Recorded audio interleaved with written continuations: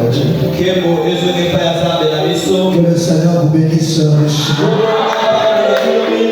Et que le Seigneur vous bénisse richement. Amen. Gloire soit à notre Dieu. Amen. Et nous sommes très heureux d'être là encore ce soir. Alléluia. Amen. Parce que nous avons répondu à l'invitation d'un grand roi. Notre Dieu, celui qui est capable de tout. Celui qui peut tout. Voilà pourquoi je te demande de te sentir heureux. Alléluia. Et d'avoir la foi.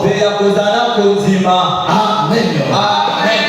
Est-ce que as-tu la foi? Voilà, il te faut la foi dans la présence du Seigneur.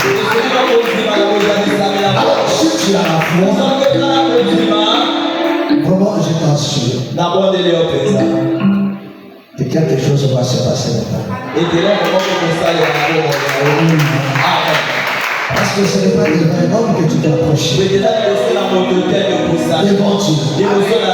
Et la Bible dit, ce qui est impossible aux hommes, c'est impossible à Dieu. Ce que toi tu ne peux pas faire, et Dieu est capable de le faire. Alléluia.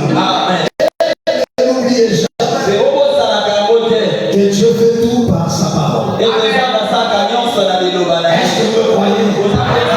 Il fait tout par sa parole. Alors, cet après-midi, un puissant prédicateur va nous parler. Donc, vous êtes déjà habitués à l'écouter. Amen. Pour le mardi, c'était la première fois. C'était son baptême de feu. Alléluia. Mais Thomas, vous êtes déjà habitué avec lui. Amen. Alléluia. Amen. Amen. Gloire soit à notre Dieu. Alors, sans plus tarder, pendant que nous écoutons notre bien-aimé.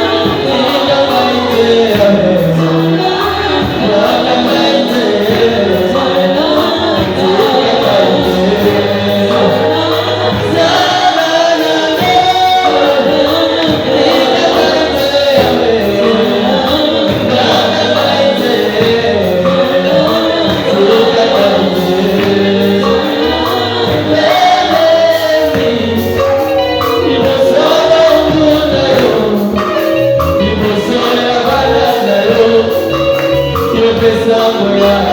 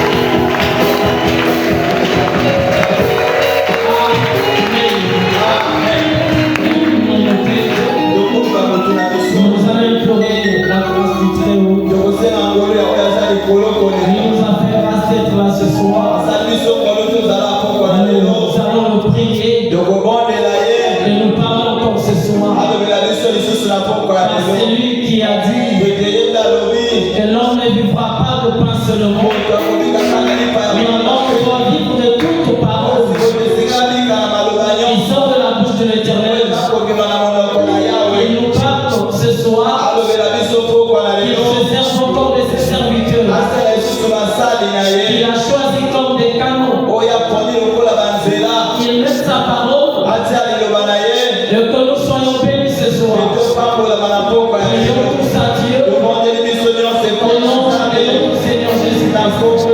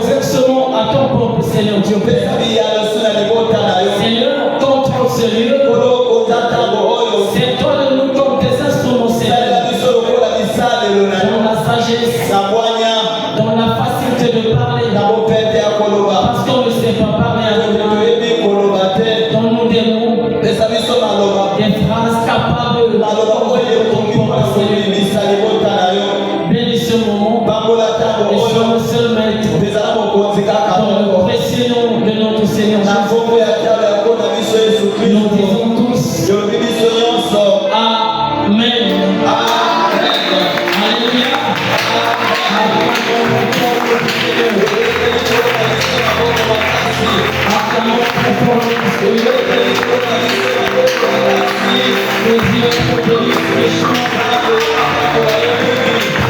Sans plus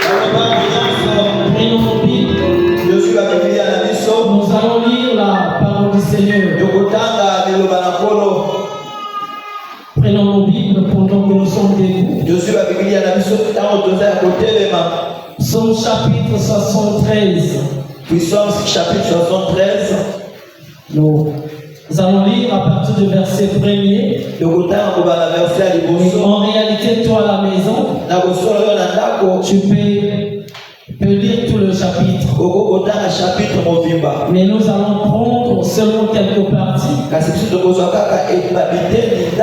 que nous sommes derrière le temps. Lisons à partir du verset 1er. Psaume d'Asaph. Oui, Dieu est bon pour Israël, pour ceux qui ont le cœur pur. Toutefois, mon pied allait fléchir, mais pas été sur le point de glisser, car je portais envie aux insensés, en voyant le bonheur des méchants. Rien ne les tourmente jusqu'à leur mort, et leurs corps sont chargés d'embonpoint. Ils n'ont aucune part aux souffrances humaines. Ils ne sont point frappés comme le reste des hommes. Aussi l'orgueil leur sert de collier. La violence est le vêtement qui les enveloppe. Je saute à partir de là, je prends le verset 12. Verset 12. Ainsi sont les méchants, toujours heureux, ils accroissent leur richesse. C'est donc en vain que j'ai purifié mon cœur et que j'ai lavé mes mains dans l'innocence. Chaque jour je suis frappé, tous les matins mon châtiment est là. Si je disais, je veux parler comme eux, voici, je trahirai la race de tes enfants. Quand j'ai réfléchi là-dessus pour m'éclairer, la difficulté fut grande à mes yeux, jusqu'à ce que j'ai pénétré dans les sanctuaires de Dieu et que j'ai pris garde au sort final des méchants. Oui, tu les places sur des voies glissantes, tu les fais tomber et les mets en ruine. Et quoi, en un instant, les voilà détruits. Ils sont enlevés, exterminés par une fin soudaine, comme un songe au réveil. Seigneur, à ton réveil, tu repousses leur image.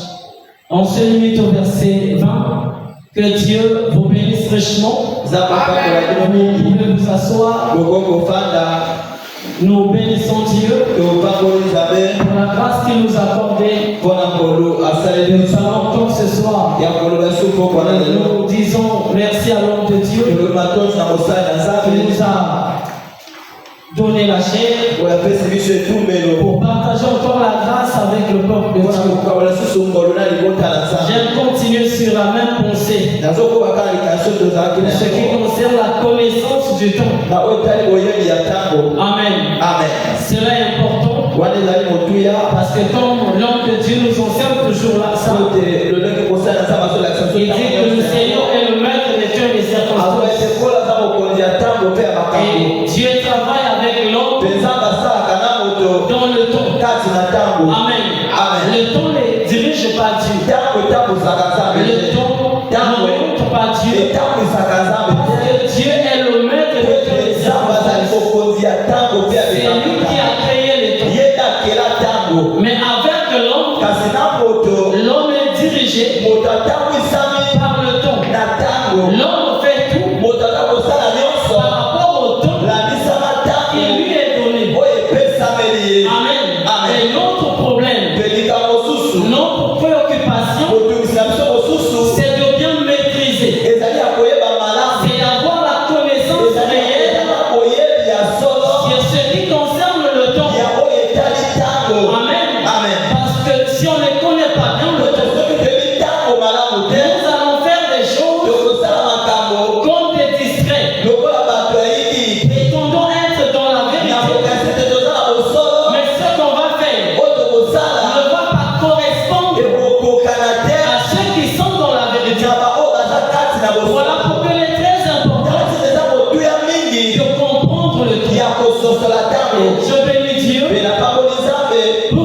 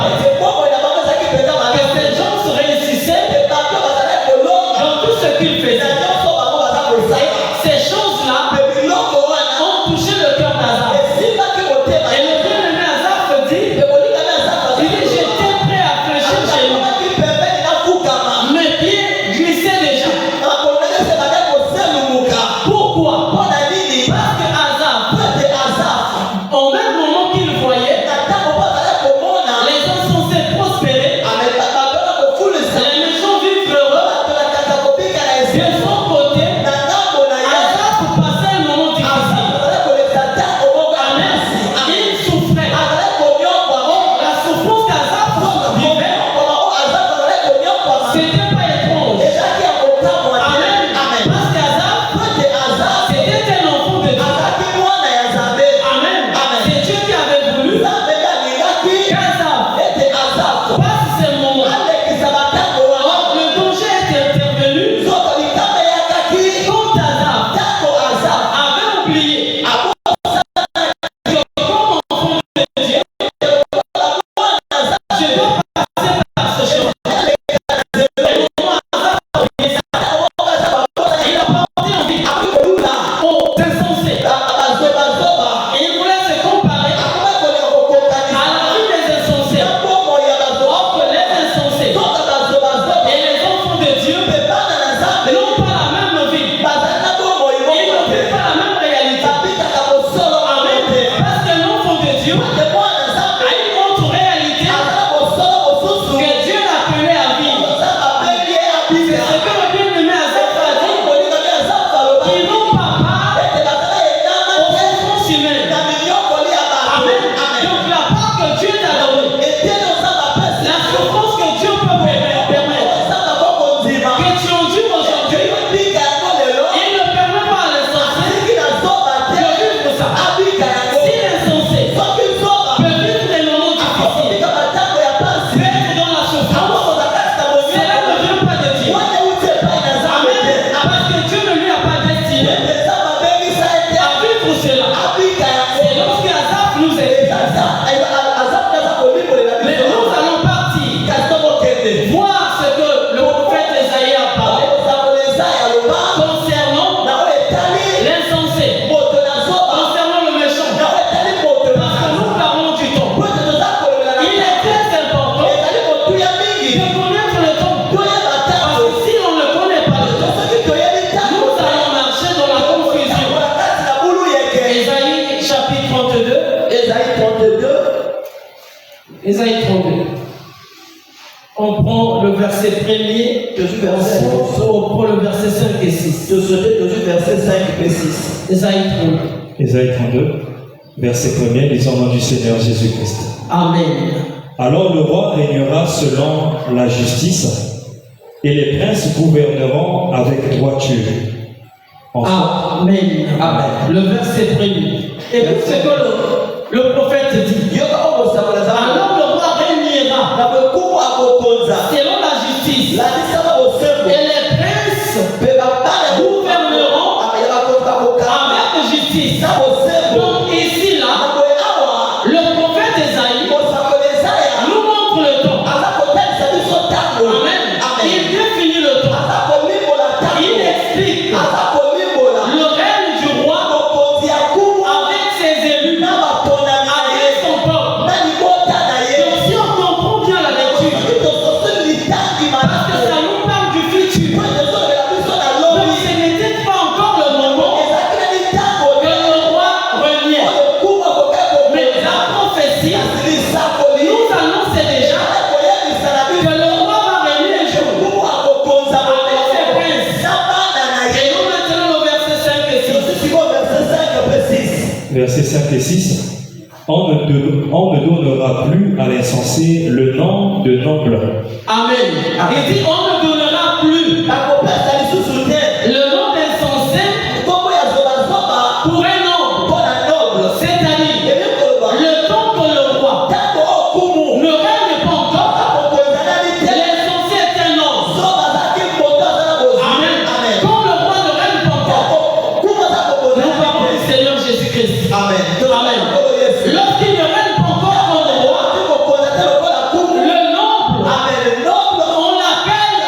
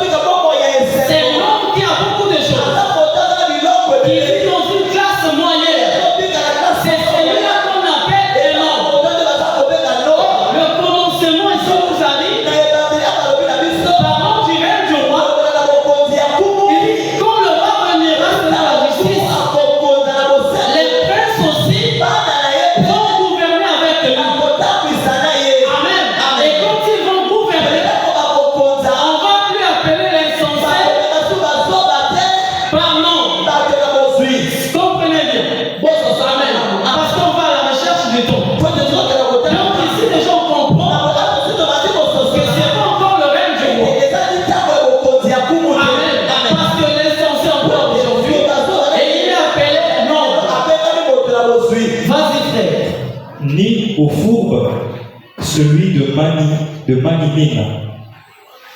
Car l'insensé préfère des folies et son cœur s'adonne au mal pour commettre l'impiété et dire des faussetés contre l'Éternel, pour laisser à vide l'âme de celui qui a faim et enlever le breuvage de celui qui a soif. Amen. Amen. Que Dieu soit béni. Il montre maintenant ce qu'un insensé fait. Un insensé vit dans la folie. Un insensé vit dans le désordre. Un insensé vit dans l'orgueil. Comme c'est que Azaph nous a montré. Amen. Parce qu'ils ne connaissent pas Dieu. Et à un certain moment, un insensé devient un obstacle devant un enfant de Dieu. Parce qu'un insensé vit dans le désordre. Il ne connaît pas la loi de Dieu, mais il prospère. Amen. Il mène une vie de bonne santé, une vie de gloire. Et du coup, ça crée un problème entre un enfant de Dieu et un insensé. Pourquoi? Parce qu'un enfant de Dieu, quand il passe des moments difficiles, il va commencer à se condamner lui-même. Amen. Il va peut-être dire aussi que si j'étais un enfant de Dieu, je n'allais pas vivre des pareilles choses. J'allais peut-être être comme celui-là. Or, celui-là, c'est pas un homme que Dieu a choisi. C'est un insensé. Esaïe dit qu'on ne va plus l'appeler pardon. Quand le Christ réunira avec ses élus, parce que le Christ va réunir avec ses élus, comme la Bible dit. Voilà pourquoi quand il était venu comme serviteur en Israël, les gens l'ont suivi. Il a appelé les pieds. Les pierres sont parties. Et quand les pierres le servaient, les pierres comprenaient une chose.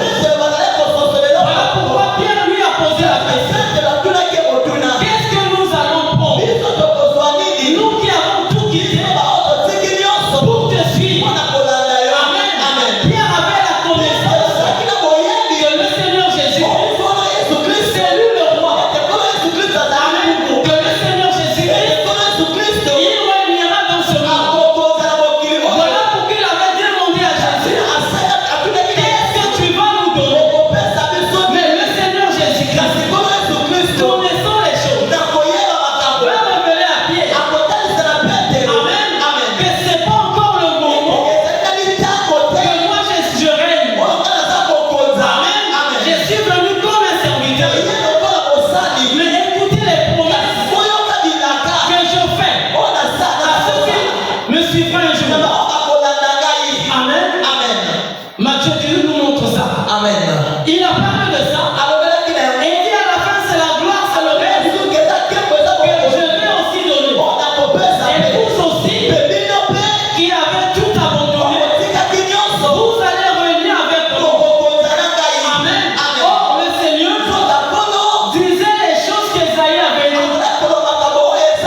Amen. Quand il viendrait un jour pour régner,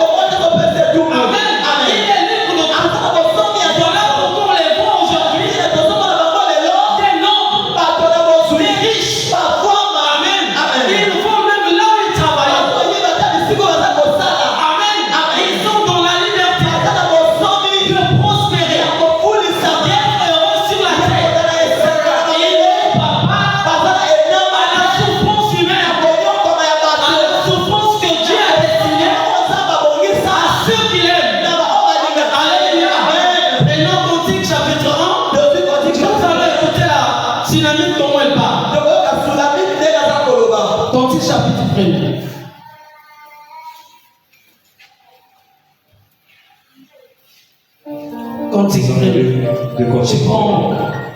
Attendez, s'il vous plaît, que j'ai ça devant moi aussi.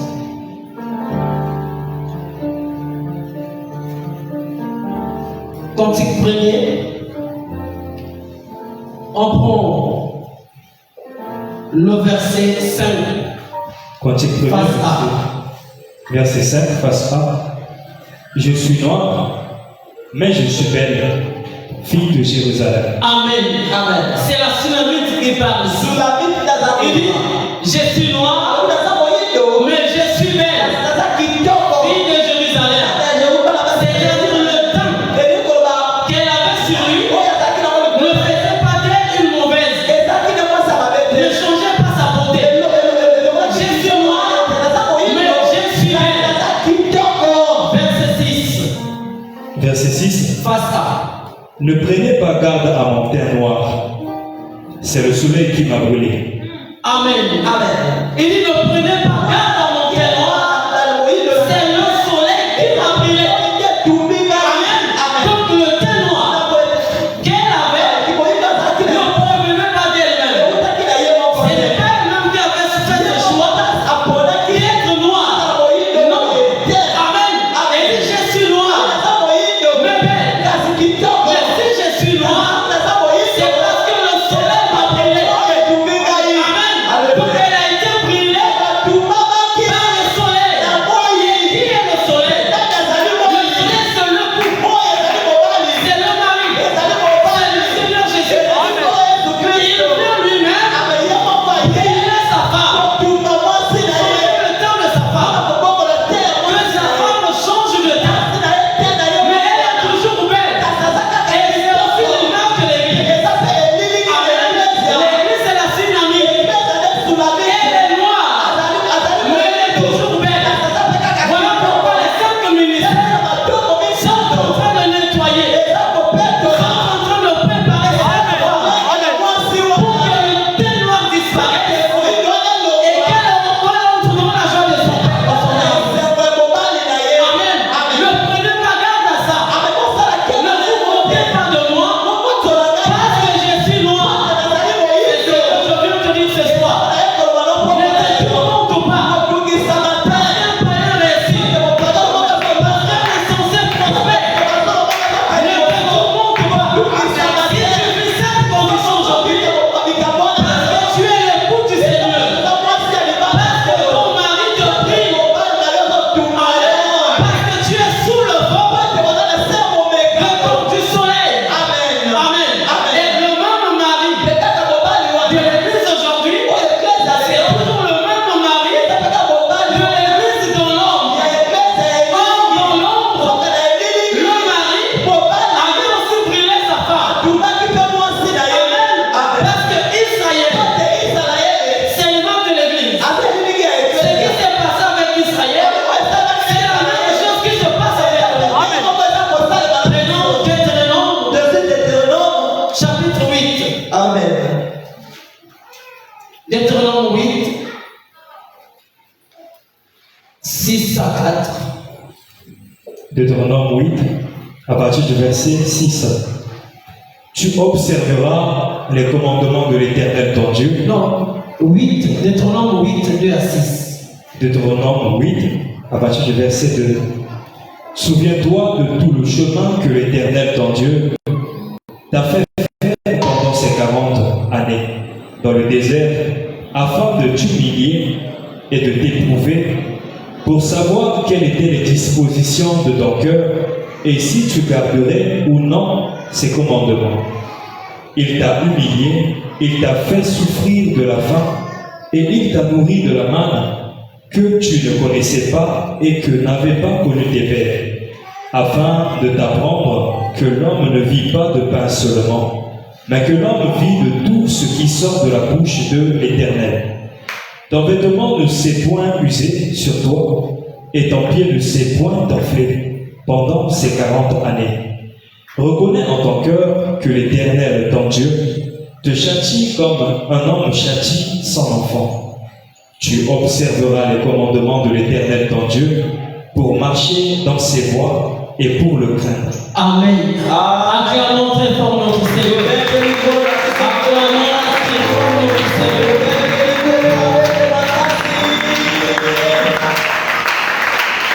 Ne vous en priez pas, frère. Amen. Nous parlons de la connaissance du temps. C'est important de maîtriser le temps. Ici, là, c'est Moïse qui parle. Comme serviteur de l'Éternel, qui révèle à son épouse c'est que le soleil avait fait pour lui. Mais comme Moïse parle, on ne le voit pas dans le sujet. Sinon, s'il était des dons, il allait aussi dire comment Dieu nous a fait. Mais comme Moïse parle, il ne se met pas des dons.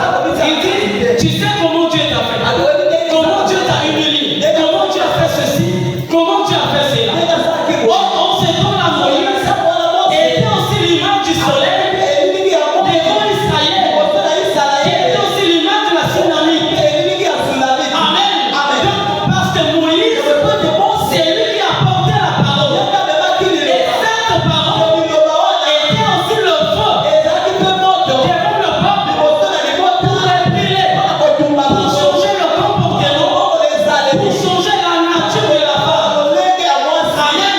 Il dit au peuple de Dieu, il dit, souviens-toi de tout le chemin que l'Éternel ton Dieu t'a fait faire pendant ces 40 années dans le désert, afin de t'humilier.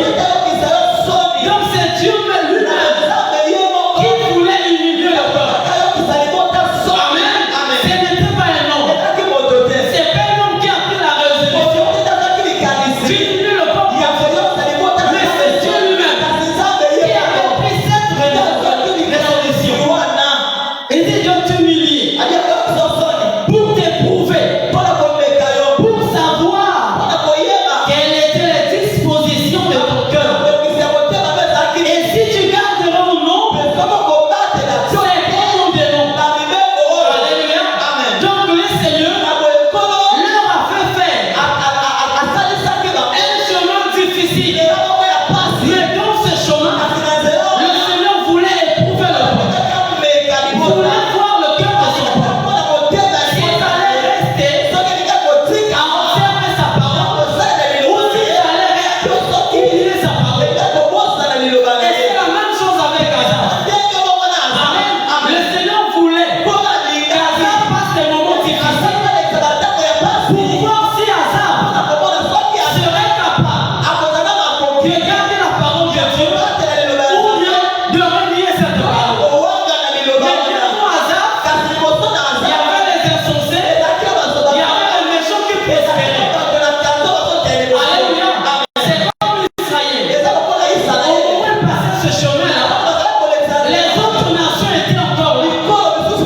Égypte était là. Les Moabites, plusieurs peuples. Mais ces peuples-là ne vivaient pas la même réalité avec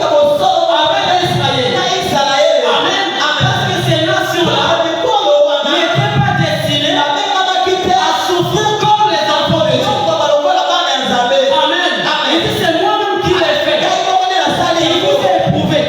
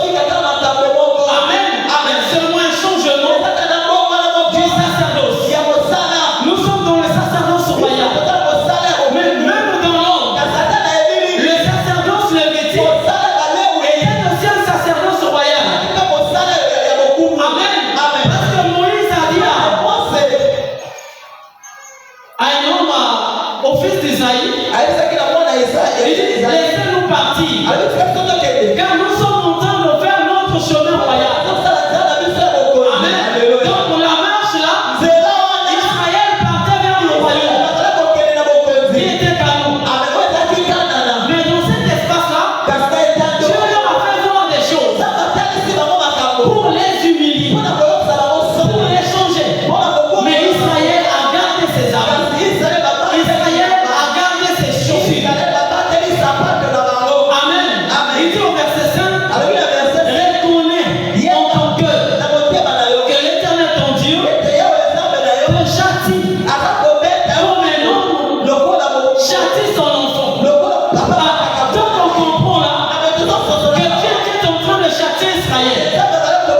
Amen. Il était en train de châtier son peuple. Pourquoi? Pour que ce peuple soit épuré. Amen. Que la saleté ne soit plus sur Israël. Comme ce qu'il a dit ici, qu'il châtie celui qu'il aime. Et le proverbe nous dit ça. Dieu ne frappe pas tout le monde. Dieu ne tape pas tout le monde. En ce temps que nous sommes, Dieu ne tape que ses enfants. Alléluia. Pour les redresser, pour les encadrer. C'est ça la souffrance que nous avons auprès de nous. Mais que le païen, que le méchant n'a pas part. Amen. Dieu ne le frappe aujourd'hui. Mais le temps viendra que Dieu va le frapper. Et si Dieu le frappe, ce ne sera pas pour le sauver. C'est pour sa ruine éternelle. Pour sa condamnation. Mais toi qui es frappé aujourd'hui, tu es frappé pour que tu sois pur. Alléluia. Pour que tu sois pur. Pour que tu atteignes la perfection. Pour atteindre la perfection, il faut passer par les souffrances. Alléluia. Il y a beaucoup de choses à dire là-dessus. Mais le temps nous manque. Prenons Jacques chapitre 1er. Jacques 1er.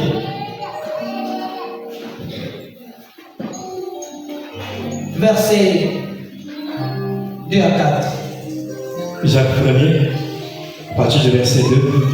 Mes frères, regardez comme un sujet de joie complète les diverses épreuves auxquelles vous pouvez être exposés, sachant que l'épreuve de votre foi produit la patience.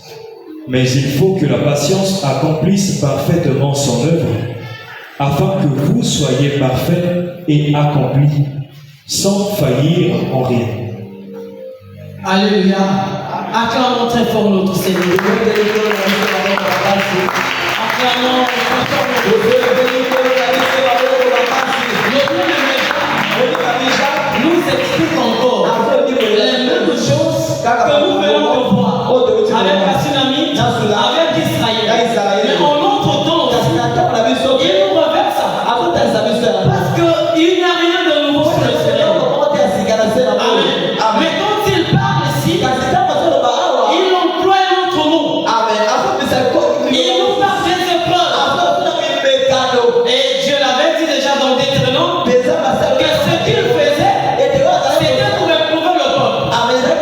Et le peuple de Jacques dit, regardez comme un sujet de joie complète les diverses épreuves auxquelles vous pouvez être exposés. Amen. Donc la souffrance que nous sommes appelés à vivre, il dit maintenant, ça va être quelque chose de joie pour vous. Est-ce que vous comprenez ça? Quelqu'un qui souffre, quelqu'un qui passe des moments difficiles, on le demande d'être dans la joie. Amen. Au lieu de lui dire,